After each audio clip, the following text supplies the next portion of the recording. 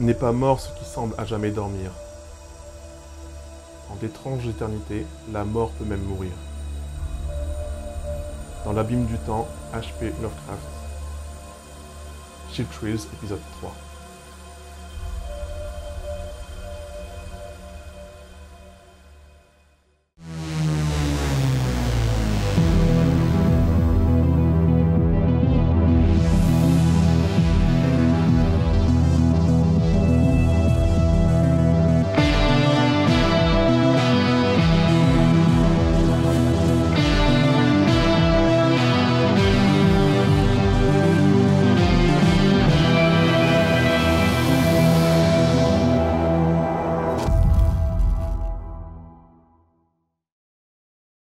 Bienvenue dans Chiltrees numéro 3. Bienvenue les amis, nous sommes de retour. Incroyable. Très On y motivés, est. comme vous pouvez le voir. Oui. On lâche pas l'affaire, on lâche pas le dossier, on est toujours présent. Comment ça va Geoffrey? Ça va, ça fait 3 fois qu'on essaie d'enregistrer cet épisode.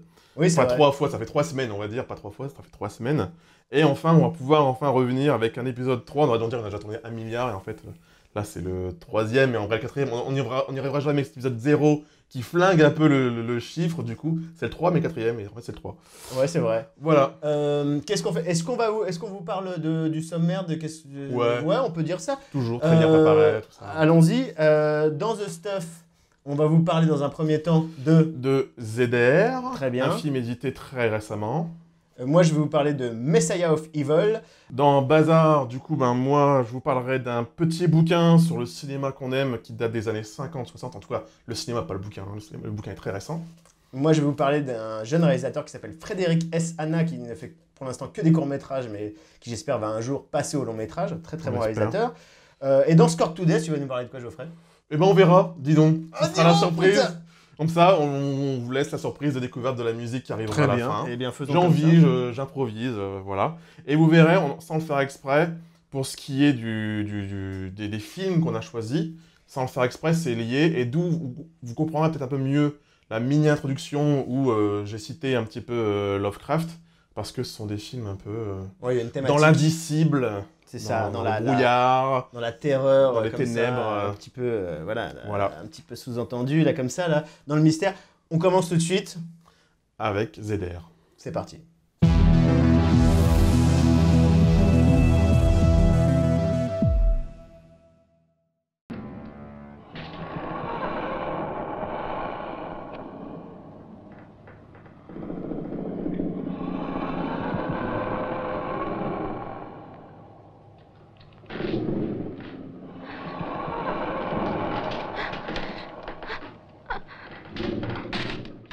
Donc Geoffrey, tu vas nous parler de ZR. Ouais, ZDR, donc, qui a été édité il y a très peu de temps, il y a vraiment pas longtemps du tout, par The Ecstasy of Films. Un film dont je n'avais jamais entendu parler, ça je le reconnais. C'est sorti le 7 avril chez eux, et ils se sont battus quand même pour pouvoir nous le sortir, parce qu'ils nous ont sorti un nouveau master qu'ils Ouais. ont réalisé eux-mêmes. En fait, ils ont fait scanner le film en Italie, et ensuite, ils l'ont étalonné ici, à Paris, j'imagine, en France en tout cas.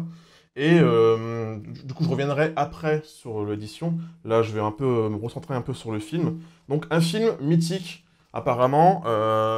Quand ça a été annoncé, les gens ont tout de suite réagi vivement et de manière très positive. Alors que je me suis dit, ok, donc il y a un truc autour de ce film. Et c'est vrai que limite, maintenant, j'ai le réflexe, c'est que les films qui sortent chez The Ecstasy et chez Le Chat, presque, je les achète aveuglément, en fait, sans savoir quoi que ce soit dessus, comme ça. Hop, la petite technique. Et donc, du coup, je les achète sans savoir quoi que ce soit sur les films. Et donc, j'ai acheté celui-là en plus de Le Cynique, l'Infâme et Le Violent, qui est sorti en même temps. On en avait parlé vite fait dans l'épisode précédent, qui était consacré à Thomas Millian. Et donc, on parlait de ce film-là, donc Le Cynique, l'Infâme et le Violent, pardon, réalisé par Umberto Lenzi, donc je fais une mini parenthèse là-dessus, aparté, réalisé par Umberto Lenzi, on en parlait vite fait, c'est un des nombreux Polizieschi d'ailleurs, dans lequel Thomas Millian a tourné et que Umberto Lenzi a réalisé. Vraiment pas mal. Pas le meilleur à mes yeux. On sent malheureusement que ces deux gaillards, c'est-à-dire Thomas Millian et Maurizio Merli, ne pouvaient plus s'encadrer, donc ils n'ont aucune scène ensemble, ils n'ont jamais tourné ensemble.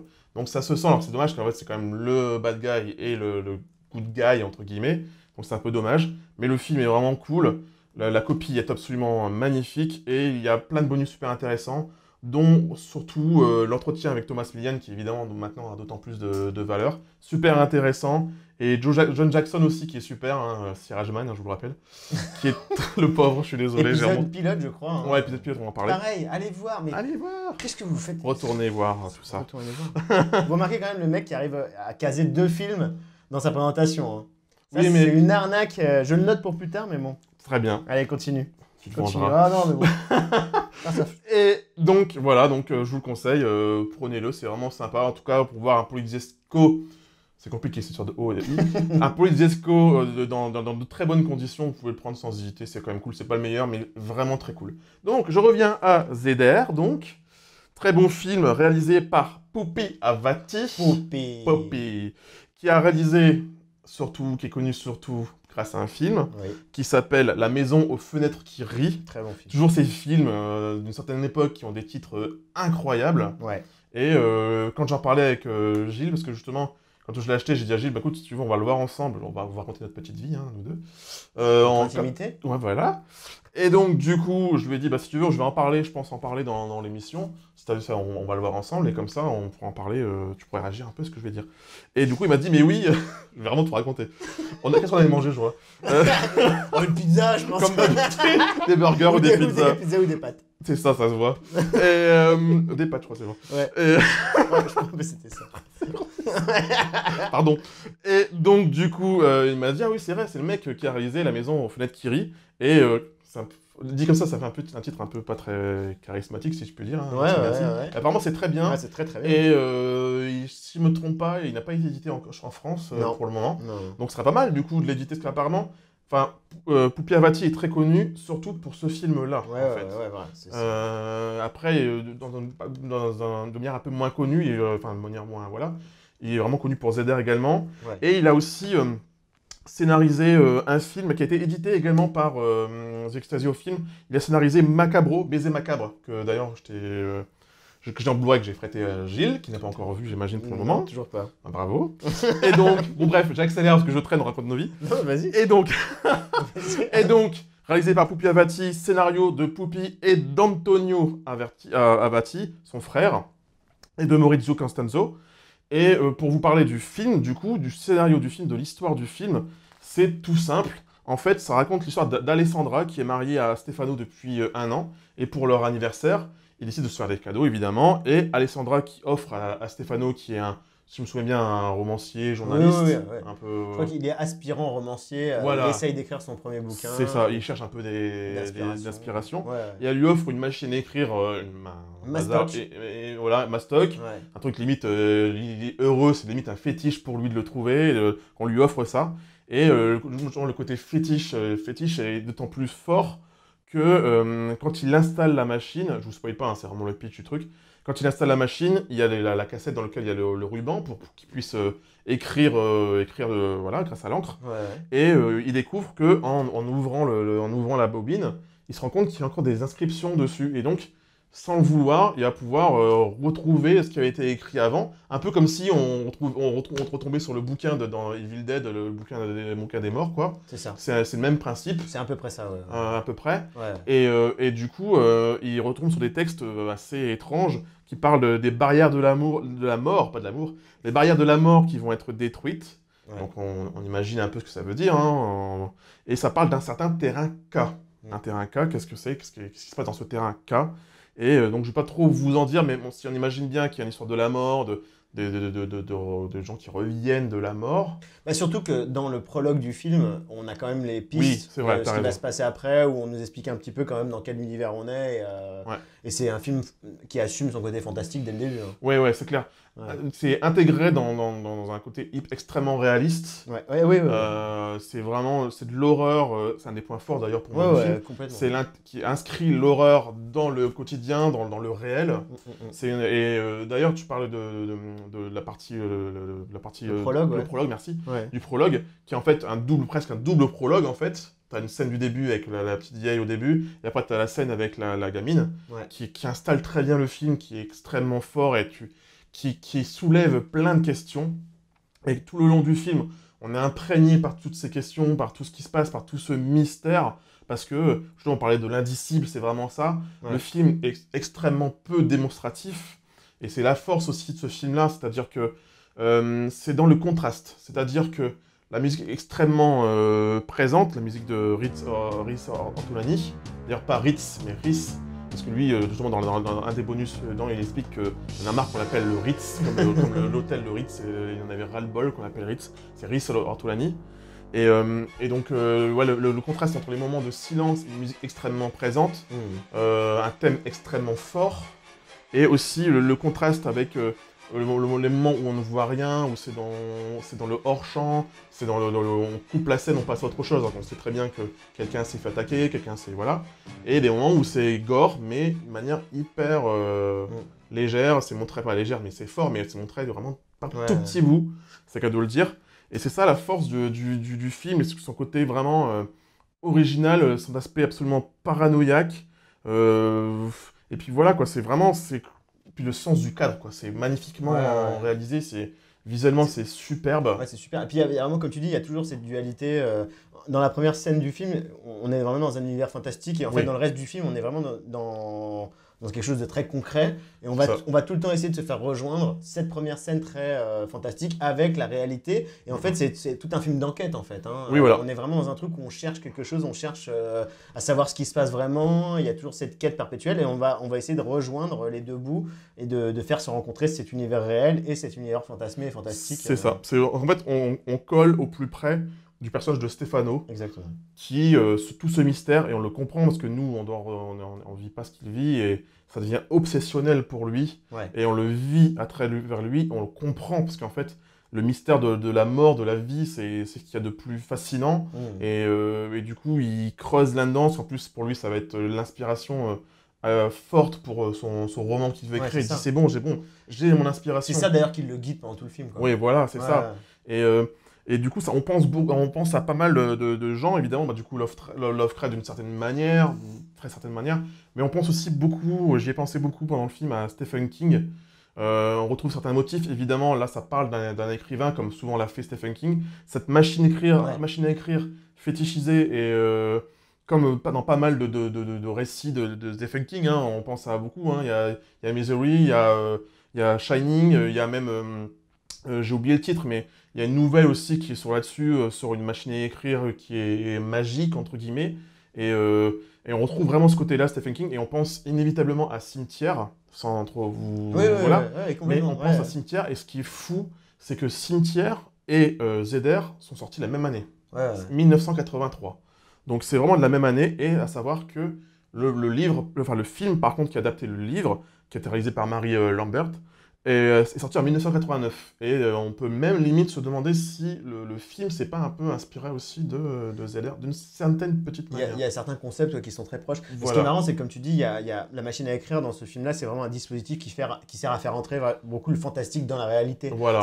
C'est un instrument de fiction, mais c'est ce qui, dans le film, va faire rentrer tout un univers très curieux, dont en fait, on distingue pas tellement les contours au début du film.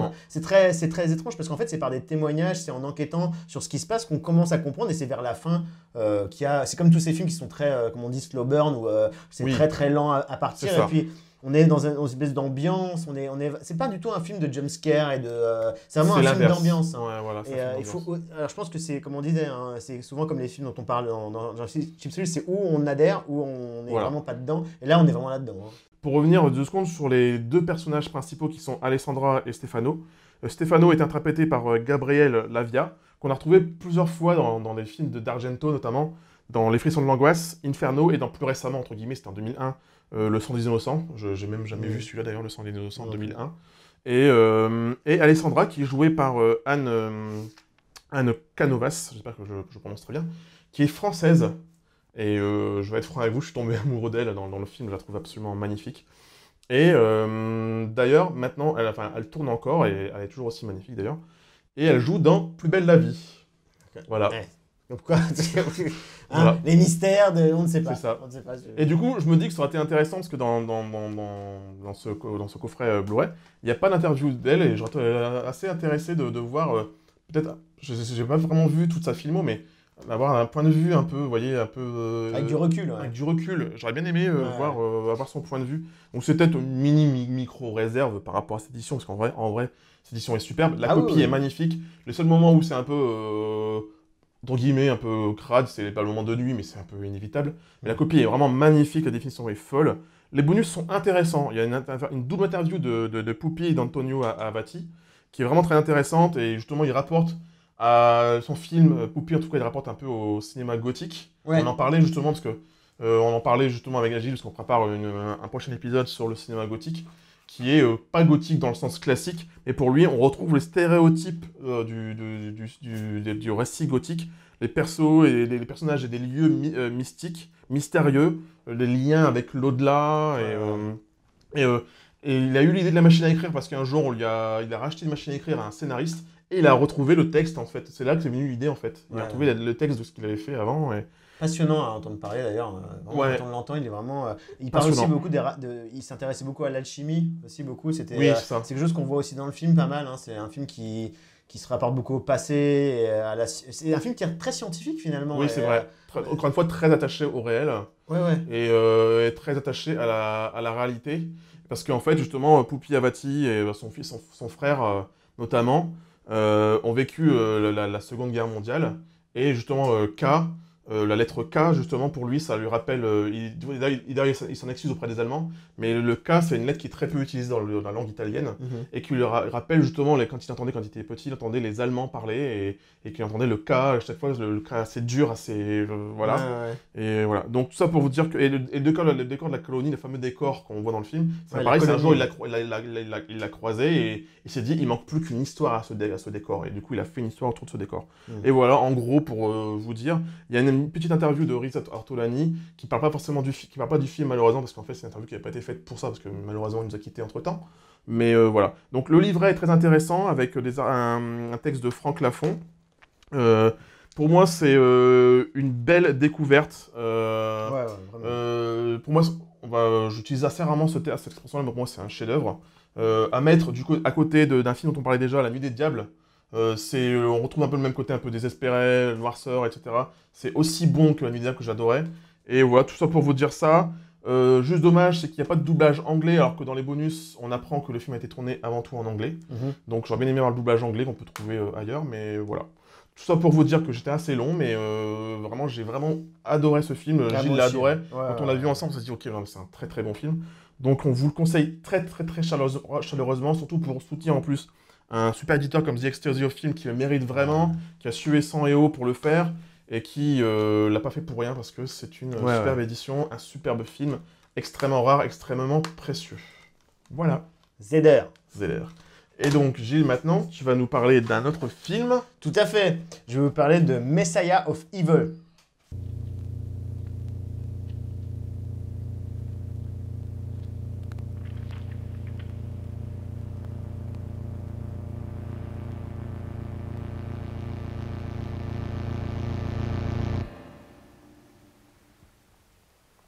Messiah of Evil.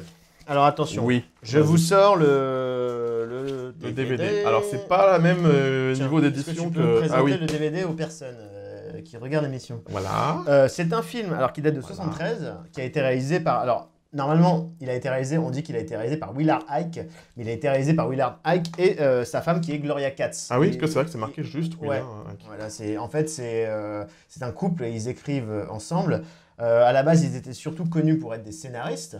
De quoi ? Bon, je vous lirai le texte après qu'il y a à la base, on a rigolé tout à l'heure. Ils sont scénaristes, ils ont écrit American Graffiti, Indiana Jones et le Temple Maudit, donc ils ont quand même un petit... S'il vous plaît. Donc voilà, ils étaient dans la famille... je bois à votre honneur. Dans la famille Lucas. Et ce film-là, en fait, c'est le premier film dans lequel ils s'aventurent. C'est-à-dire qu'eux n'étaient pas particulièrement intéressés par le genre par l'horreur en particulier, mais on leur propose 80 000 $ pour faire un film d'horreur. Donc ils se disent, eux ils aimaient bien Polanski, ils aimaient bien toute cette horreur dans la suggestion, comme ça, un petit peu trippant. Donc ils partent là-dessus et ils écrivent un scénario basé sur le mythe, en gros, du zombie.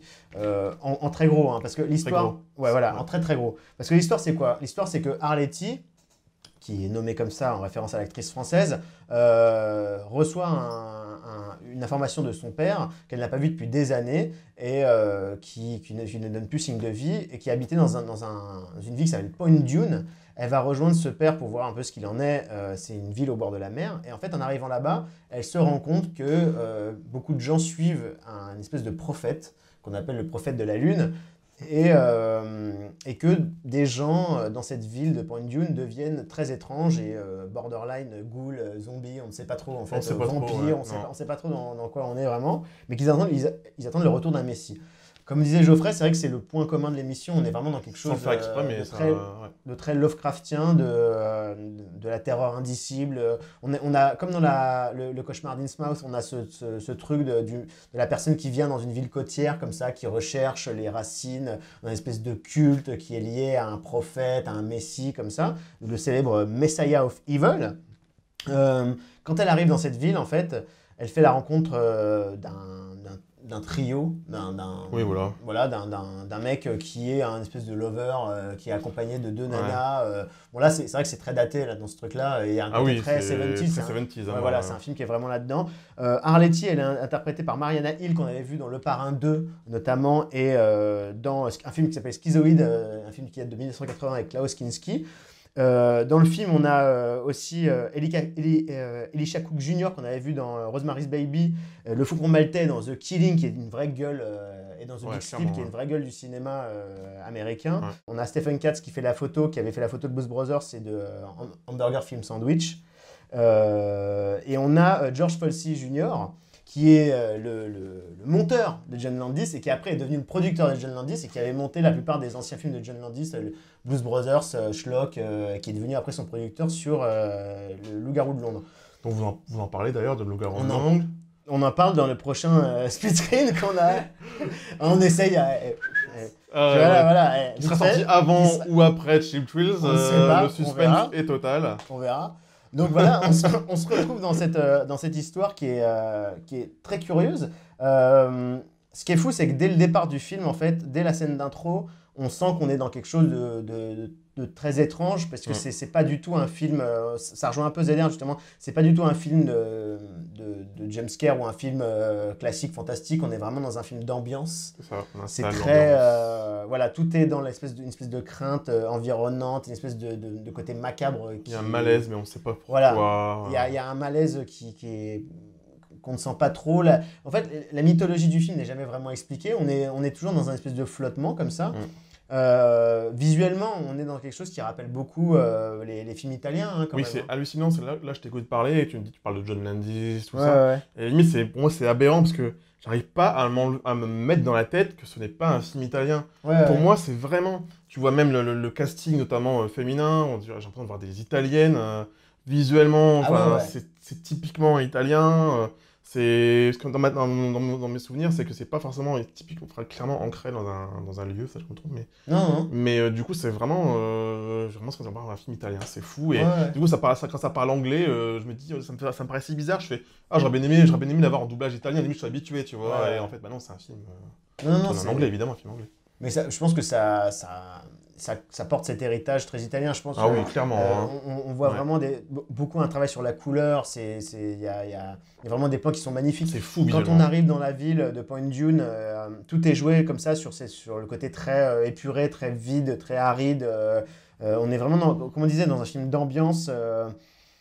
Ça rappelle un peu l'antre de la folie, tu sais, ce genre d'univers. Ah oui, t'as raison. On est dans un univers où c'est complètement anachronique, on ne sait pas trop où on est. Faut pas, c'est le genre de film où il faut se laisser porter. L'antre de la folie, t'as raison. Tu vois, faut se laisser porter, il n'y a pas tellement de base, il n'y a pas tellement même de cohérence finalement, c'est plus un trip visuel. Dès le début, on le sent bien. De toute façon, dès le début, on sent très bien qu'on est dans un délire un peu arty. Justement, là, limite indé, on retrouve là, encore une fois, le côté italien aussi. Ouais, On ouais, se voilà. perd un peu, on perd un peu les repères, ou on perd un peu la cohérence, tout ça. C'est ça, ça, très quoi. démonstratif Ouais, et tout ouais. ça. Mais finalement, ça accroche parce que tout de suite, on arrive à rentrer dans ce truc-là et on se perd dans cette ambiance très travaillée, très particulière. Il y a comment dire, il y a un vrai hommage aussi aux peintres populaires américains comme Edward Hopper dans les paysages qui sont très épurés, qui sont très, c'est ce qu'on appelle l'Americana, quoi. Tu vois, Ouais. le côté très cliché américain. Exactement. Quand Arletty arrive chez son père, qui est un artiste peintre, elle arrive dans une maison qui est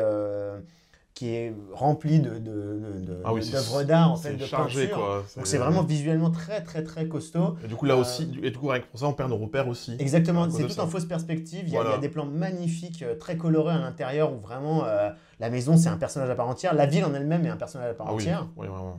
Et on se laisse porter par cette intrigue. Et encore une fois, il y a ce côté avec Lovecraft où, comme dans Zeder, on est dans un truc où en fait on se base sur l'expérience de quelqu'un qui est venu avant. C'est-à-dire Ça. qu'on écoute un Ouais. journal, on lit un journal et qui nous raconte bah, il s'est passé ça et on ne sait pas d'où ça vient, on ne sait pas. Mais quelqu'un a été trop loin, l'a regretté et dit n'allez pas dans ce truc-là, ne faites pas ça. Et finalement il y va et on sait qu'on va vers l'horreur. Parfois, et on sait- retrouve pas mal les aider encore une Ouais, fois. voilà, on sait qu'on va vers quelque chose d'indicible, de presque imperceptible. Encore une fois, référence aux grands anciens de Lovecraft avec le côté la menace venue de la mer et tout ça. Donc c'est vraiment fascinant de ce point de vue-là. Il faut vraiment accrocher, c'est vraiment un trip, c'est juste fantastique. Ce qui est intéressant, c'est que déjà ce qui est rigolo, c'est que dès l'intro, on a un caméo. On a un caméo de Walter Hill, qui était un ami du couple, dans une scène d'intro qui est juste géniale, qui n'a pas forcément un lien d'ailleurs direct avec Non, c'est vrai. le reste du C'est film. vrai, t'as On ne raison. sait pas trop ce Ça que ça vient installe. foutre là. Ça nous Ça installe le installe truc, l'ambiance, encore une fois, graphiquement magnifique. Et ouais, ce qui est ouais. rigolo aussi, c'est que c'est un film où, comme on disait, où il y a très peu d'argent, et c'est un film qui est tourné en Techniscope. Ça veut dire quoi, Alors ça le Techniscope, en fait, c'est un peu le cinémascope du pauvre. Le Techniscope, c'est tourné en 35 mm, mais en utilisant qu'une certaine partie de la pellicule, de manière à ce qu'artificiellement, on voit une seule partie de l'image. Ah oui, Tu ok. vois, donc c'est un faux cinémascope. Ça permet de gagner. Ça coûte moins cher. Ça quoi. coûte moins cher, voilà. Ouais. Ça permet d'utiliser plus de pellicules et d'avoir un rendu presque cinémascope, sauf que la qualité de l'image est un peu inférieure, ce qui fait que c'est quand même respectable. C'est pour parce ça que l'image est pourrie du DVD Non, non, Ah, non, non. ok. Non, on y reviendra plus tard, mais non, c'est pas... ça c'est un autre problème. Ah, ah. Ça c'est un autre problème.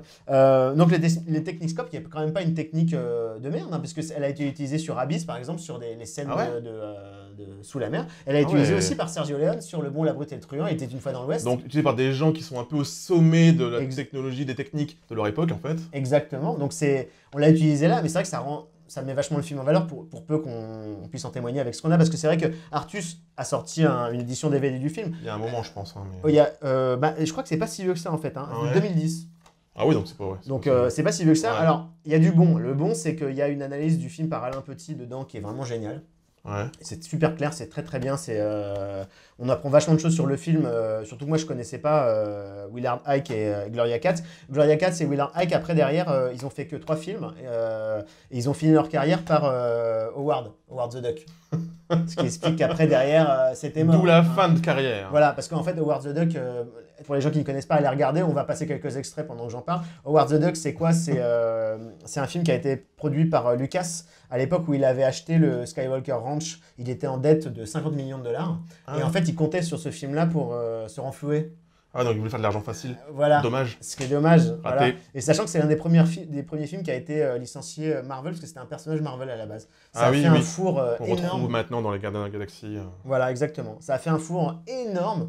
Et du coup, ça a tué leur carrière. Mais bon, je pense qu'ils se sont basés sur Indiana Jones. Et voilà, Oui. tu vois, Ça tombe tout seul maintenant. Voilà, c'est ça. Donc, pour revenir à ça, donc, oui, analyse d'Alain Petit.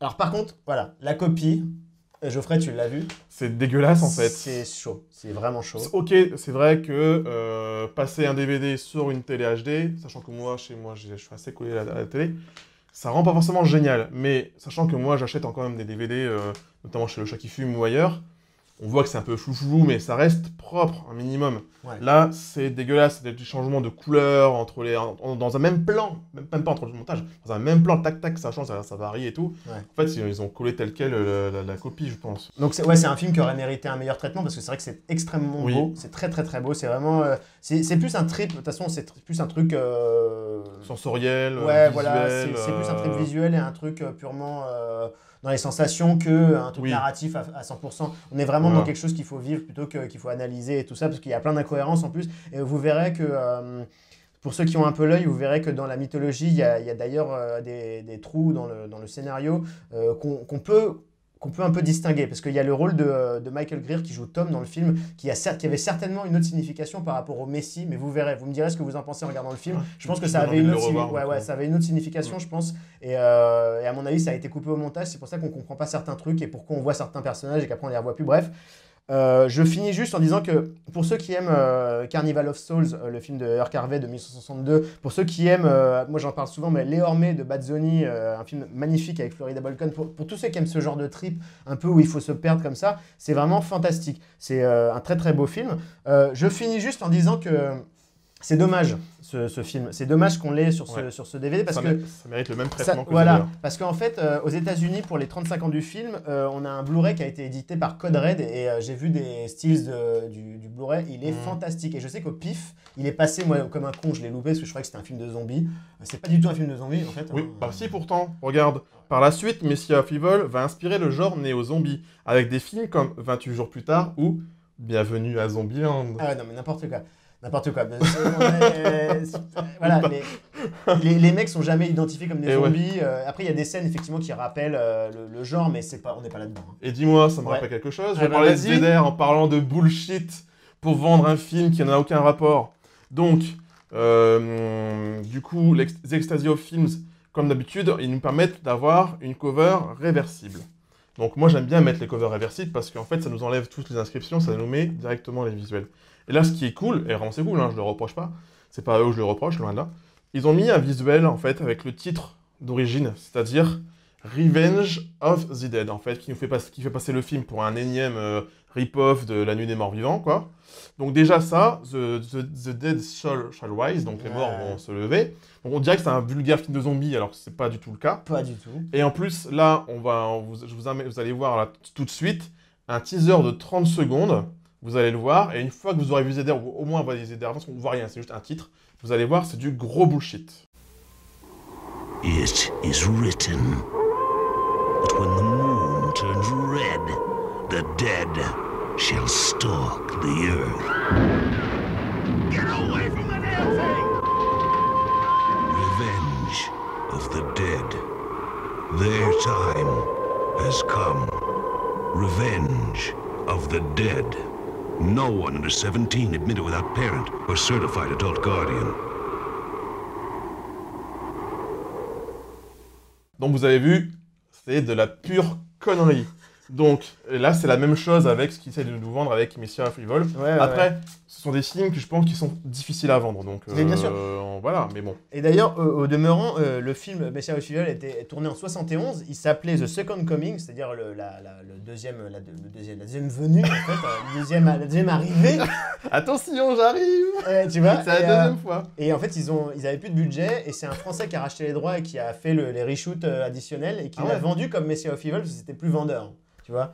Donc on était encore dans ce truc très exploitation et tout ça, et le film n'a presque pas été distribué en France. Il a été vu dans quelques salles à Paris dans les années 70, mais maintenant il retrouve quand même une petite aura. Donc voilà, Messiah of Evil, ZDR.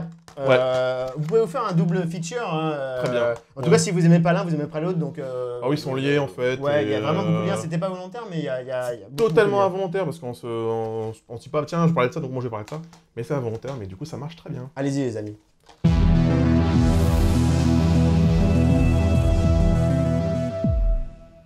Moi, cette fois-ci, je vous parle d'un bouquin. Donc vas-y, présente-nous ça.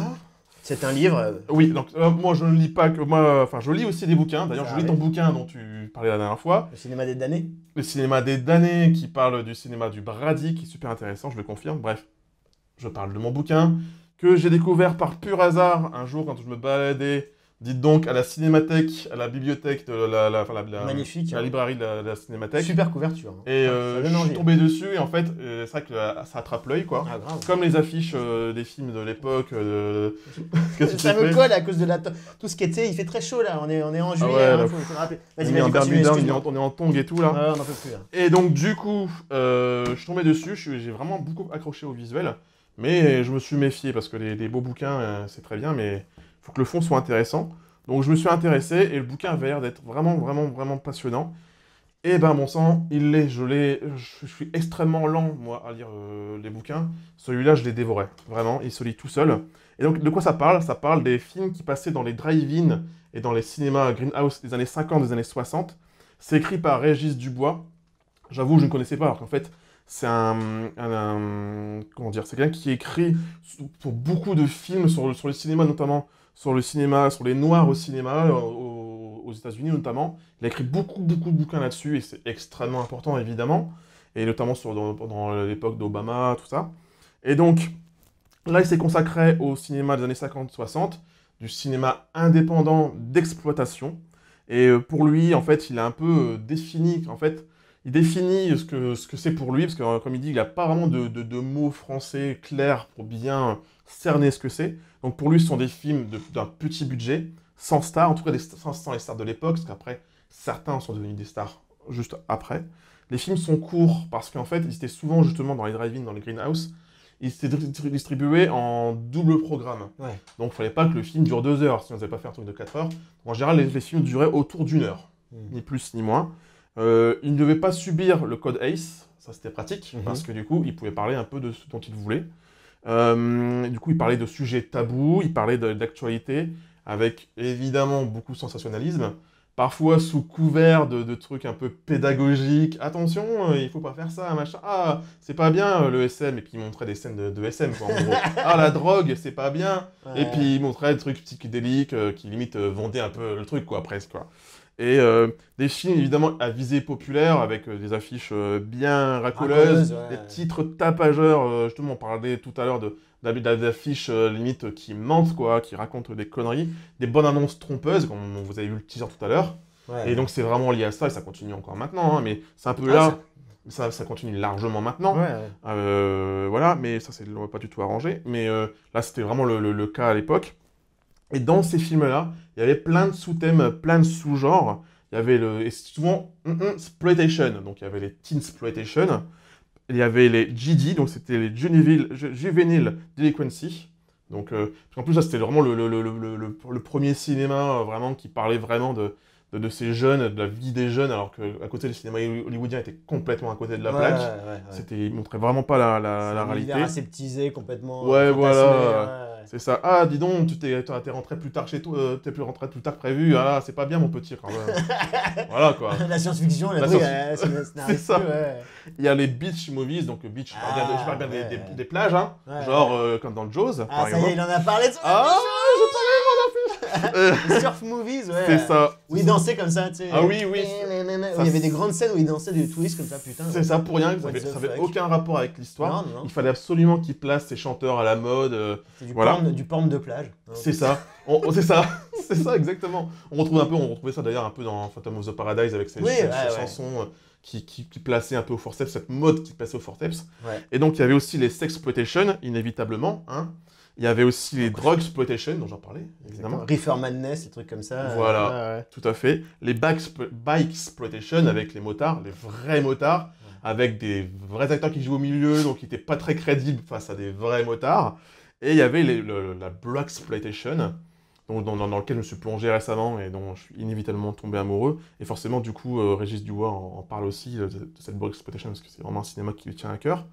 Et bizarrement, c'est un cinéma qui est peu présent dans les livres d'histoire. La black exploitation ? Non, l'exploitation en le général. film d'exploitation est peu présent. Parce que c'est mal vu. C'était déjà le cas à l'époque, c'était mal vu, c'est mal considéré, c'est vu comme du mauvais cinéma. C'était amoral, en tout cas à l'époque, ça le paraît du coup un peu moins maintenant. Et puis, finalement, comme il le dit, et je ne peux pas être que plus d'accord avec lui, et je sais que toi, tu vas être d'accord avec lui, peu de gens assument aimer ce cinéma. Vous savez l'expression « plaisir coupable » ? qui ne veut rien dire en fait. Il n'y a que du plaisir. Gros bullshit. C'est gros du plaisir. Assumez si vous aimez un truc, assumez-le. Il n'y a que du plaisir, il n'y a pas de plaisir coupable. Et eux, en fait, pour lui, ils assument, ou sinon il faut absolument, forcément montrer une sorte d'ironie distanciée, un peu de cynisme. Et c'est ça qui tue tout. Voilà. Ouais. Dès qu'on parle de ça, forcément, les gens vont nous parler on va nous parler de nanar. Et ce ne sont pas, c'est pas forcément le cas. Il n'y a pas forcément que des bons films dans les films qu'il a sélectionnés, parce qu'en fait, il parle d'une centaine de films. Il n'y a pas sélectionné que des bons films, mais il a parlé de films qui l'intéressent pour une X ou une Y raison, parce qu'ils sont tellement mauvais qu'ils sont bons. Et il y a des films il y a des perles aussi au milieu de tout ça. Et puis, c'est un cinéma qui est extrêmement important, parce qu'il était justement, comme je disais, en phase avec les jeunes de l'époque, et qu'en plus, mine de rien, on le voit maintenant, le public principal du cinéma, c'est l'adolescent. Et c'était pas le cas avant ça. Le public s'est rajeuni, les jeunes sont sortis, notamment dans les drive-in, tout ça. Et donc, eux, c'est ce cinéma-là qui a su leur parler tout rapidement. Et voilà, et en plus, ce cinéma-là a offert une place importante à la femme. Alors évidemment, parfois, de manière un peu racoleuse, avec des femmes dénudées, tout ce que vous voulez. Mais il y a aussi Russ Meyer. Rappelez-vous l'affiche qu'on avait dans les précédents épisodes. Avec des femmes fortes, des personnages extrêmement forts. La Blaxploitation. Voilà, la Blaxploitation. Même si, bon, Foxy Brown, justement, c'est sorti après cette époque-là. Mais voilà, c'est sorti juste après cette époque-là. Mais c'est clairement ça. C'est des femmes fortes qui en foutaient plein la gueule au mec et qui le méritaient bien, de toute façon. Et il y a même eu une réalisatrice, Doris Wishman, alors qu'à Hollywood, elle n'aurait jamais pu se permettre, oh mon Dieu, une femme qui va réaliser un film, quoi. Et donc, il y avait pour vous dire, il y a des films assez fous, des titres de films assez fous. J'ai regardé le trailer avant d'enregistrer cette émission. Imaginez un film au titre The incredibly strange creatures who stopped living and became mixed up zombies. Le titre, c'est un bordel. Le trailer, c'est un bordel. Ça mélange plein de choses. Et donc, moi, j'ai fait ma mini-sélection dans cette sélection-là. Il y a Glenn or Glenda, qui est un film extrêmement important, qui est réalisé par Ed Wood, qui parle de transsexualité, de travestisme, parce que lui, là, il était lui-même un travesti. Et comme dit Régis Dubois, il faut arrêter avec cette histoire de Ed Wood, le pire réalisateur de l'histoire du cinéma.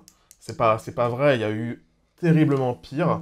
Et lui, il y a vraiment eu des films précieux, comme Glenn or Glenda, qui est assez fou par moments, et évidemment, on le voit dans le film Ed Wood, un des bons films de Tim Burton, il en parle, où il y a des scènes complètement folles dans Glenn or Glenda, mais c'est un film qui est extrêmement important, mine de rien, qui est lié à la réalité de l'époque, qui était filmé dans la rue à l'arrache, qui est vraiment réaliste, et même en dehors des trucs qui ne sont pas du tout réalistes.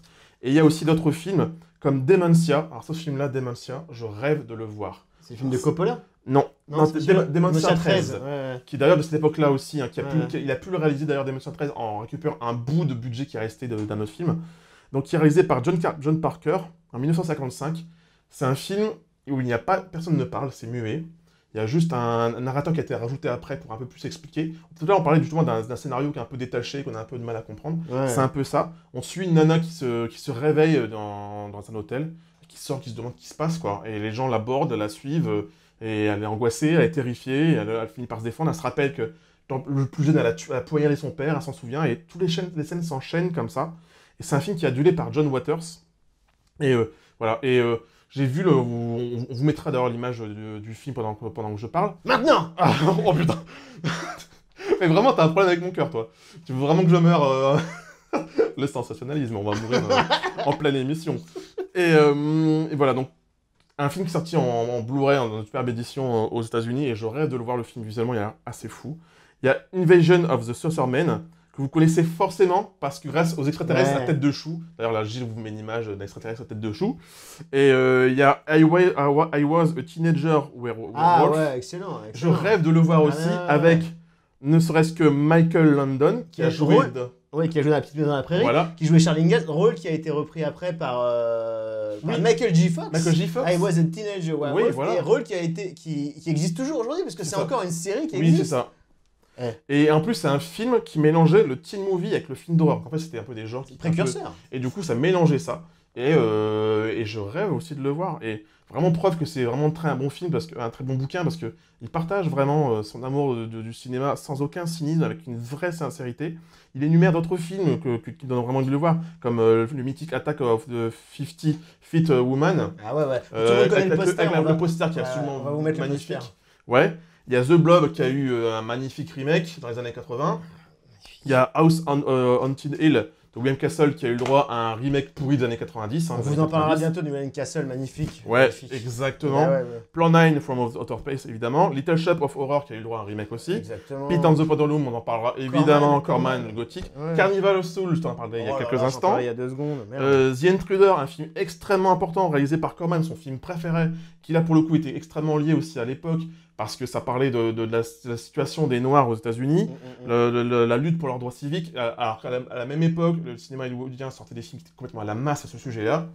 Il y a Blood Feast, évidemment, le premier film gore réalisé par Rachel Gordon-Lewis. Exactement. Faster, Pussycat, Kill Kill, je vous rappelle. Ross Meyer. Voilà. Night of the Living Dead, qui est dans le lot aussi. Une belle merde. Voilà.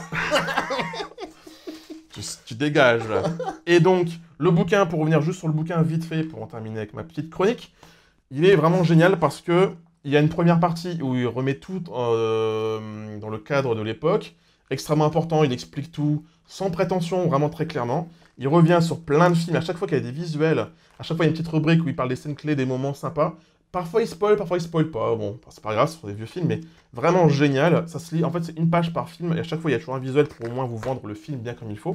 Et à la fin, il y a des interviews, en plus, d'un acteur et d'un réalisateur des films de l'époque un peu moins connus, d'Herschel Gordon-Lewis, avant qu'il malheureusement nous quitte aussi, et aussi de Joe Dante, qui était un peu une des meilleures personnes pour parler de ce cinéma-là. C'est une bible, hein. Il lui a rendu un des plus beaux hommages qu'on pouvait espérer avec Panic, la Florida Beach, que j'ai revu récemment, que j'ai adoré à l'époque, et que j'ai encore plus apprécié en le revoyant après avoir lu ce bouquin. C'est une merveille. C'est le biopic non officiel de William Castle, en gros, c'est ça. Avec John Goodman. Donc voilà, super film. Je vous parle avec beaucoup d'amour de ce bouquin parce que Régis Dubois en parle beaucoup d'amour, avec beaucoup d'amour de ce cinéma-là. Moi, ça me donne envie. Ouais, bah, je vais te le prêter juste grave, après cette émission. À fond. C'est une très belle édition, un papier de qualité en plus. Je vous fais un peu machin, mais non mais vraiment, c'est une super belle édition. Ça coûte que 18 €. Et c'est un éditeur que je connaissais pas du tout. Et qui l'éditeur, d'ailleurs, je l'avais noté parce que c'est un peu illisible leur logo. Mais en tout cas, ouais, c'est IMHO. IMHO. Achetez-le, c'est une merveille, croyez-moi, ça se lit très bien dans le métro, dans les transports, dans votre lit, dans les toilettes, où vous voulez, mais en tout cas, lisez-le, c'est une merveille absolue. Eh bien moi, je vais vous parler d'un jeune réalisateur que j'ai découvert qui s'appelle Frédéric S. Hanna. Alors je ne l'ai pas découvert récemment, ça fait assez longtemps que je le connais, puisque moi je suis très très fan d'un groupe qui s'appelle Velertak, qui est un groupe de métal norvégien. Ah oui. Je vais vous mettre des velus, quoi. Ouais, c'est costaud. Et en fait, j'ai découvert Frédéric Asana parce il a fait le clip des Velertak, un clip pour un morceau qui s'appelle 1984, qui est un très très bon morceau, en l'occurrence, du dernier album. J'avais été surpris par son univers visuel et par ce qu'il avait proposé pour le groupe, et j'avais trouvé ça vachement cool. Et il y avait un lien vers sa page Vimeo. Et en fait, j'ai vu que c'était quelqu'un qui réalisait pas mal de courts-métrages et qui avait un univers complètement gueudin. Qui avait... Tu parles comme les jeunes, dis-moi. Wesh tonton. Si. En fait, si la famille, j'avais le seum de ne pas le connaître avant. Pourquoi j'ai lancé là-dessus? Ouais, non. Et en fait, j'ai réalisé sur sa page Vimeo, j'ai regardé ses cours, parce qu'en fait, sur sa page Vimeo, Frédéric S. Hanna, vous irez voir, il y a pas mal de courts-métrages. Il doit avoir une trentaine d'années, il est norvégien aussi. Ce que j'adore chez lui, je retrouve chez lui quelque chose que je connaissais déjà chez un réalisateur que j'aime beaucoup qui s'appelle Ben Wheatley. Alors voilà. Ce que j'adore en fait chez lui, et c'est quelque chose que j'apprécie énormément chez les réalisateurs en général, c'est cette capacité à se réinventer. J'aime beaucoup quand un réalisateur d'un film à un autre est presque non identifiable, comme par exemple des gens comme Nicolas Rugg ou Ken Russell par exemple. Des gens, Ken Russell, comme tu dis. Ken Russell, qu'on ne peut pas vraiment classer parce qu'il cherche tout le temps à proposer quelque chose de différent. Ah oui, ouais. Frédéric Asana, il est dans cette logique-là et c'est super intéressant de le voir parce qu'il y a toujours une recherche visuelle et c'est vraiment quelqu'un qui est très très dans une approche visuelle très particulière. Extrêmement visuel ce qu'il fait. Et dans chaque film, il va proposer un univers différent et un univers visuel différent. Moi, ce que je peux vous conseiller, c'est d'aller regarder ce qu'il fait et de commencer. Alors, pour moi, il y a vraiment trois films. Je sais pas pourquoi je dis 3-3, parce qu'il y en a que 3, en fait, ça fait pas 9, il y en a que 3. Il y a 3 films à lui qui sont excellents. Il y a un film de. Pardon, Olivier? Surtout que 3-3, ça fait 6. Non, 3-3, non, mais 3 x 3. Parce que ça fait 9. Enfin bref, ça sera merde. coupé, tout ça sera Il coupé cherche par la merde. Il cherche, tu vois, c'est le producteur, mais il nous met des Qu'est-ce que bâtons tu dans les roues. Bref, 3 films de Frédéric S. Hanna. Il a remporté plein de prix en fait à Sitges, au Fantastic Fest, à Mamma Mia. Je parle beaucoup avec les mains. Et, On est deux, donc c'est bon. La ça va. pasta chuta. C'est Tres en Espagne et au Fantastic Fest et dans plein de festivals. Il y a son premier, un des films qui sont très intéressants, c'est un film qui s'appelle Angst, Peace and Dread. C'est un film qui date de 2013 dans lequel il revisite un petit peu la figure du tueur en série. En fait, il mixe à la fois le tueur en série et une espèce de romance en fait. Il raconte l'histoire d'un couple de tueurs en série qui arrive à un point où ça devient difficile de communiquer. Et où, Tu veux dire que c'est une true romance? Exactement, mais en même temps pas du tout. Tu vois, j'ai envie de te dire, oui, dans le principe, sur le papier, mais dans la forme et dans la façon de le présenter, pas du tout. C'est très, très intéressant. Visuellement, c'est magnifique, vraiment. Il cherche toujours à avoir un côté très organique dans son image, un côté un peu un grain Oui, c'est vrai. de pellicule. Très rétro. Ouais, voilà, au niveau graphique, c'est vraiment excellent ce qu'il fait. Donc, Angst, Peace and Dread, vraiment magnifique. Moi, c'est le film par lequel je l'ai découvert et qui m'a donné envie d'en savoir plus. Un film de 2014 qui, pour moi, pour l'instant, est son chef-d'œuvre. Ce qui est intéressant, petit aparté, c'est qu'en ce moment, moi je trouve qu'on vit vraiment au niveau des courts-métrages quelque chose qui est très très intéressant avec ce que fait par exemple Neil Blomkamp avec son studio. On se rend compte que vraiment on atteint un stade où l'expérimental. Ouais, voilà, où les gens peuvent proposer des choses dans des formats courts je pense que pour Neil Blomkamp, il y a quand même relativement de gros budgets quand même. Il travaille avec Steam, tout ça, c'est un grand nom quand même. Il y a vraiment des propositions en termes d'effets spéciaux qui sont assez costauds. Oui. Là, avec Frédéric S. Hanna, on est plus dans du thriller ou dans quelque chose qui est plus du cinéma d'exploitation, justement.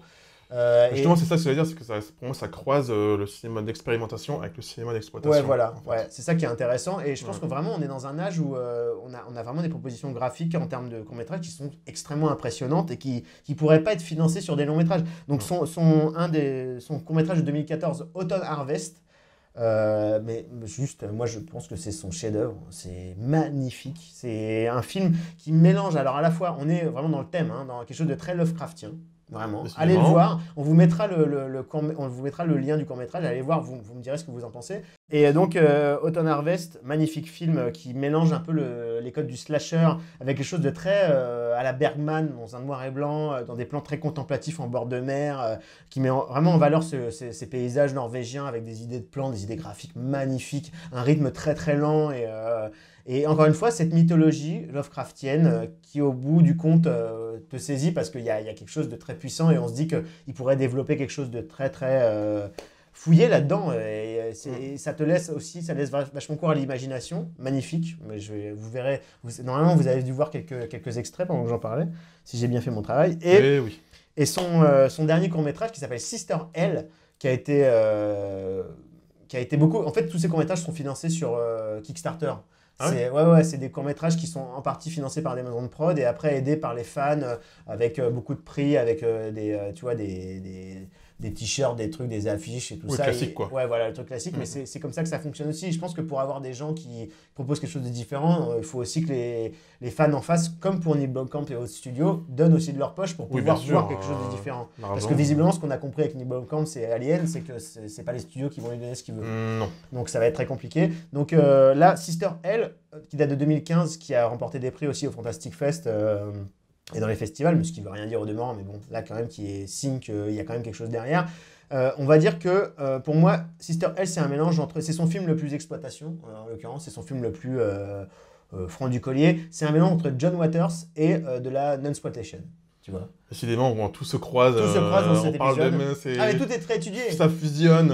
On a fait 2-3 heures de réunion avant pour avoir une ligne éditoriale qui est vraiment très très carrée. Tout ça, ça a l'air d'être fait au hasard, mais pas du tout. Ou des bières sans alcool, enfin, en fonction des goûts. Ça va. Et donc Frédéric S. Hanna, Moi, ce que j'espère vraiment, c'est que au-delà des clips, des pubs et des courts-métrages, un jour, quand même, il ait l'occasion d'exprimer son plein potentiel. Et bon, c'est compliqué parce que c'est des gens qui ont pas tellement la place aujourd'hui dans le cinéma. Après, on voit aujourd'hui, comme on disait, avec les films comme The Witch ou comme It Comes at Night ou It Follows Vous voyez ces 3 films. Voilà, tous ces films un peu modernes où on peut explorer d'autres idées et un rythme un peu plus lent et quelque chose de différent. Et c'est peut-être possible finalement de laisser des gens comme ça s'exprimer. Mais allez voir ce que fait ce gars-là, quoi. C'est juste, vous vous rendrez service, c'est gratuit, c'est sur Vimeo. Et foncez. C'est ça, vous pouvez aller voir, faire aussi un peu comme moi j'ai fait. Voilà, vous arrivez déjà un peu des petits bouts dans l'émission, mais allez voir son promo reel, qui est très bien, qui utilise un thème musical qui m'obsède totalement depuis que j'ai découvert grâce à toi, d'ailleurs, qui était utilisé dans le trailer, si je me souviens bien, d'un grand film, un des grands films de l'année dernière, qui s'appelle Mademoiselle. De Park Chan-wook. Et j'avais pas vu le trailer, parce que je voulais voir aucun trailer en général, mais le trailer, je l'ai vu après coup, et le thème, c'est Red Sex de Vaisselle. Magnifique. Thème obsédant absolu, et qui est utilisé du coup sur son promo reel, et c'est magnifique, donc... Si vous devez voir juste une fois un truc juste vite fait, et après ça vous donnera forcément envie de voir ses cours. Mais allez voir son promo reel qui est génial, qui est très bien rythmé par cette chanson absolument magnifique de Vaisselle qui s'appelle Red Sex. Allez-y. Voilà. Et ben voilà, on parle de musique justement, et on passe à... Scored to Death.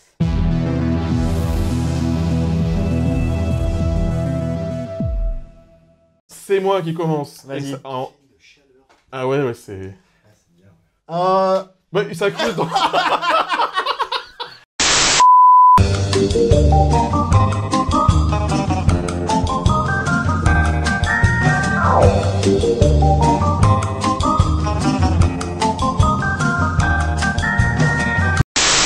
Alors, Scored... Vas-y, je Oui, ferai. on essaie de faire semblant, comme si rien ne s'était passé entre-temps. Scored to Death, donc. Alors, Scored to Death, c'est mon tour. Décidément, tout est lié. Tout à l'heure, on parlait vite fait de la Blaxploitation. Je vous parle de Blaxploitation. Tout à l'heure, tu as parlé de Kofi. Et je vous parle de la musique de Kofi. No shit. Incroyable. Et croyez-moi, rien n'est pas pareil. C'est dingue, ça. En tout cas, rien n'est lié à la base, mais comme quoi, vraiment, bref.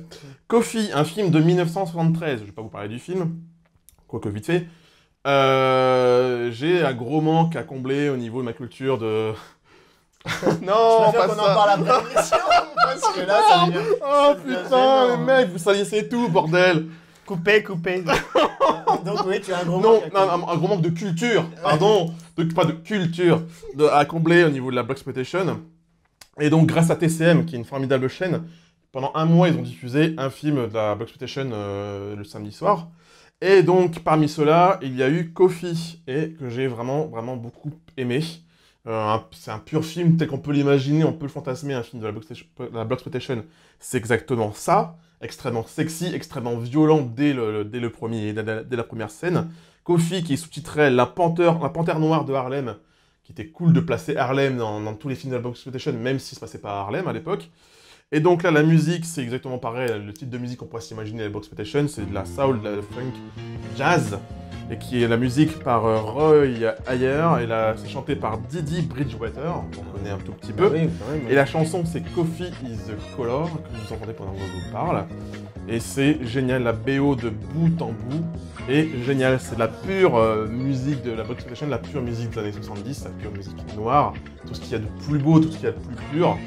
Et c'est un bonheur, et je n'ai rien à vous dire de plus, si ce n'est d'essayer de, comme moi, essayer de voir le film. Malheureusement, il n'est pas en Blu-ray non plus chez nous. Il est disponible forcément ailleurs en Blu-ray. J'ai vu qu'il était en DVD, si je me trompe. Et puis sinon, sur TCM, on passera forcément un moment. En tout cas, c'est un film qui vaut le coup. La BO est vraiment très bien. Le film est réalisé par Jack Hill. Voilà, j'ai rien à dire de plus. Voilà, à écouter, à regarder. C'est sur, évidemment, comme d'habitude, sur Spotify, YouTube et compagnie. Voilà, et toi, ce sera un nouveau style totalement. On passe de l'Amérique, la Blaxploitation, des années 70, et après on voyage, on va jusqu'au Japon. Exactement. À une autre époque. Ah oui. Oh là, je t'ai piégé du coup sans le vouloir. Ah non, pas du tout. C'est un film d'Akira Kurosawa. Voilà. Qui s'appelle Yojimbo. un film voilà, qu'on adore avec Geoffrey. Chef-d'œuvre. Un film de 1961. Absolu, une chez musique Absolu. de Masaru Sato. Donc, la extraordinaire musique de Yojimbo pour un extraordinaire film, en l'occurrence. Une BO qui est quand même massive, puisque c'est une BO quand même qui comporte 50 morceaux. Donc, À la hauteur du film. ouais, voilà, c'est juste un monument comme le film. Ce qui est rigolo en fait avec Masaru Sato, c'est que à la base, c'est un monsieur qui travaillait sur les Kaiju Ega. Ouais, il faisait beaucoup de musique de zombies. Non, Il tout faisait- n'est pas lié, Gilles, tout n'est pas lié. Il n'y a pas de zombies, là. Il n'y a pas d'additifs. Voilà. Non. Il a commencé en 55 sur le retour de Godzilla. Et il faisait beaucoup de musique de kaiju. Et en fait, après, il a travaillé avec Mizoguchi. Et c'est à partir de 1955 qu'il a travaillé avec Kurosawa. Et il a été collaborateur de Kurosawa sur 9 films. Mais ce qui est rigolo avec Sato, c'est que dans sa musique, on retrouve vraiment, enfin dans la musique de Yojimbo, on retrouve vraiment la personnalité de Sanjuro. C'est vrai, c'est exactement ce que je me disais avec toi tout à l'heure. C'est vrai, je laisse l'expliquer. Vas-y, mais. Je sais pas. Tu voles sa rubrique. Non, mais c'est vrai qu'on retrouve vachement la personnalité de Sanjuro, le personnage qui est exactement. interprété par Toshiro D'accord. Mifune, qui est. Parce qu'en fait, voilà, la musique, on pourrait s'attendre à quelque chose de très épique et de très. Comme les films de samouraï classiques, où vraiment on est emporté dans quelque chose de très sérieux et très premier degré. Mais Sanjuro, c'est pas du tout ce personnage-là. Non. Sanjuro, c'est un ronin, c'est un mec qui a galéré, c'est un alcoolique, c'est. Nonchalant. Il est nonchalant, voilà, il est un peu comme ça. C'est la fameuse image où il se met comme ça, Gilles vous mettra l'image forcément dont on parle, où il se balade comme ça avec ses mains là, comme ça cachées, et il se balade juste comme ça, et puis que forcément on le voit dans notre générique, tu l'as mis et j'adore quand il fait son mouvement d'épaule et tout. Quand j'écoutais le thème pour me préparer à l'émission, je me suis replongé dedans, t'as les images qui viennent et dans le thème t'as un côté un peu sombre aussi. Ouais, bien sûr. Et c'est ça qui est génial, c'est que ça correspond aux deux aspects de sa personnalité. Exactement. Parce que Sanjuro, d'un côté, il est très. Il a vachement de recul sur tout, il est un peu blasé, il a tellement vécu qu'il prend jamais trop les choses au sérieux. Mais en même temps, quand il s'agit de Sharkley et d'y aller vraiment, ça reste un samouraï et il est dans le truc. Ouais. Et en fait, dans la musique de Sato, on retrouve ce truc-là. Il y a un côté très nonchalant et un petit peu swing et tout ça. Mais en même temps, quand ça doit être épique, et quand on est dans quelque chose avec beaucoup d'ampleur, c'est très sérieux. Et il a vraiment compris ce truc-là et il décline le thème pendant tout le film et on est vraiment dans quelque chose d'extraordinaire qui correspond parfaitement au film. En plus, c'est vraiment une musique originale dans le sens où on sent qu'il s'est vachement inspiré de ce qu'il a fait sur les Kaiju Ega parce qu'il y a le côté très grandiloquent et pas premier degré. Pas genre on sent qu'il a du recul par rapport à ce truc-là. Comme Sanjuro. Ouais, voilà. Donc c'est intéressant. Il a donc j'ai ma petite liste. Il a travaillé sur le château de l'araignée, sur la forteresse cachée, sur Sanjuro, la suite de Yojimbo, qui est en fait en fait, c'est deux films qui vont l'un avec l'autre. C'est pas évident, mais bon, c'est le même personnage. C'est le même personnage, c'est juste il y en a un qui est plus léger que l'autre, je dirais. Justement là pour le coup. Yojimbo c'est sombre et léger, et là c'est plutôt léger et puis un peu sombre. Ouais, voilà. Yojimbo qui a beaucoup inspiré, on s'est inspiré Sergio Leone pour. Encore une fois, tout est aspiré. Même, c'est au-delà de ça. Des fois, c'est au plan près. Hein, c'est un truc de malade mental. Et donc, le dernier film sur lequel il a travaillé avec Kurosawa, c'est Barberousse avec Mifune en 1965. Ah oui, donc, une belle collaboration et pour un score qui est vraiment juste massif et impressionnant de diversité et de richesse et de justesse par rapport au film en lui-même, qui n'est pas un film simple, parce qu'au niveau du ton, c'est d'une maîtrise parfaite de la part de Kurosawa. Ils sont un ça aussi toujours entre le drama le pur et un côté très léger, et limite dans la comédie, et ça fonctionne, c'est Kurosawa. On dit toujours, il n'y a pas un qui cannibalise l'autre, je vais y arriver. Ouais. Ça marche très bien tout le long. Après, c'est un film qui c'est extraordinaire, c'est un monument, ça fait partie des plus grands films de l'histoire. Là, pour le coup, lui, évidemment, comme c'est Kurosawa, en France, il a le droit, et tant mieux, il a le droit des belles éditions Blu-ray chez Wildside, si je ne me trompe pas. Ouais, puis on l'a vu, nous, on l'a vu au Luxor, dans une belle ressortie copie, en salle. Si vous pouvez les voir, ça vaut vraiment le coup pour plonger au niveau sonore et au niveau visuel. Et puis, c'est des films d'une modernité, enfin, c'est ouf, quoi. Enfin, Yojimbo, incroyable. C'est un film, quand tu vois aujourd'hui, tu vois vraiment un cinéma moderne à l'intérieur, dans la musique, justement, dans cette musique, le contraste entre le côté très ancien du samouraï et la musique qui quand même on assez voit... contemporaine et tout. Ouais, voilà, donc c'est un film vraiment très très moderne. Ouais, extrêmement. Voilà. Voilà. Cet épisode 3 de Cheap Thrills J'ai est grave terminé. chaud. J'en Là, on est en peux train plus, de sérieux, je fondre. colle ma race. La prochaine fois, on fait l'émission en slip, hein, je vous le dis. De toute façon, on sera coupé là, donc on ne verra pas. Ça sera tout le spectacle, ce sera pour Olivier. Qui va se, On va qui être comme ça, on va s'installer comme ça. régaler. Hein. Vas-y, admire, apprécie. Fais-toi plaisir. On a mis le paquet pour toi. Ah, c'est le cas de le dire. Bon, on se fait un petit... Un petit jus. Ça va faire du Attends, bien. on boit un petit coup et après on chine. À bientôt. À bientôt Allez, les à la enfants. tienne. Salut. C'est complètement con. Ah les ringards.